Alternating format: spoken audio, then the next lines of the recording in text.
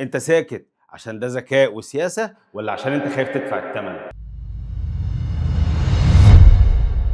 كام مرّة كنت في اجتماع وعارف إن القرار غلط، بس ما حدش قال حاجة؟ في بيئات عمل كتير السكوت بيبقى هو الخيار الآمن، الناس بتشوف الغلط وبتسكت، بتشوف الفشل جاي وبتداري لمجرد إن الكلام له تمن، والمدير ما بيحبش يسمع غير كلمته، ما بيحبش يسمع غير كلمة واحدة بس، تمام يا فندم.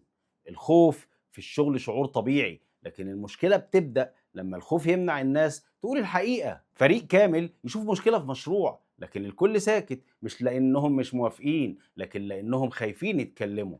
موظف شاطر وعارف ان القرار اللي بيتاخد هيخسر الشركة كتير بس بيفضل السكوت عشان ما يبقاش هو اللي بيعترض دايما، او خايف على تقييمه السنوي والنتيجة كله بيغرق في الاخر. احيانا المشكلة مش في القرار الغلط، المشكلة ان محدش اعترض عليه.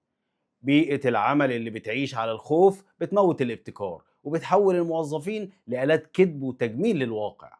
في آية في القرآن الكريم بتقول ولا تكتموا الشهادة ومن يكتمها فإنه آثم قلبه. إخفاء الحقيقة مش مجرد سكوت، ده كمان تقصير.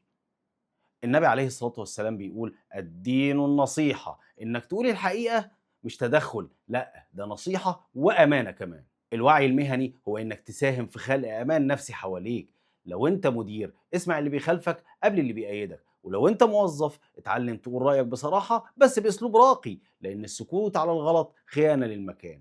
الفريق الشاطر مش اللي ما يغلطش، الفريق الشاطر هو اللي يقدر يتكلم في الوقت المناسب عشان يمنع الغلط. المرة الجاية لما تشوف حاجة واضح جدًا إنها غلط، اسأل نفسك أنا ساكت عشان الحكمة والّا ساكت عشان الخوف؟ لو عشان الخوف اعرض وجهة نظرك بهدوء ووضوح، اكسر حاجز الخوف جواك وشوف إزاي ده هيغيّر نظرة الناس ليك وهيرفع قيمتك قدّام الناس، والأهم هيرفع قيمتك قدّام نفسك. الخوف بيحمي مكانك مؤقتًا، بس الصدق بيبني كيانك للأبد.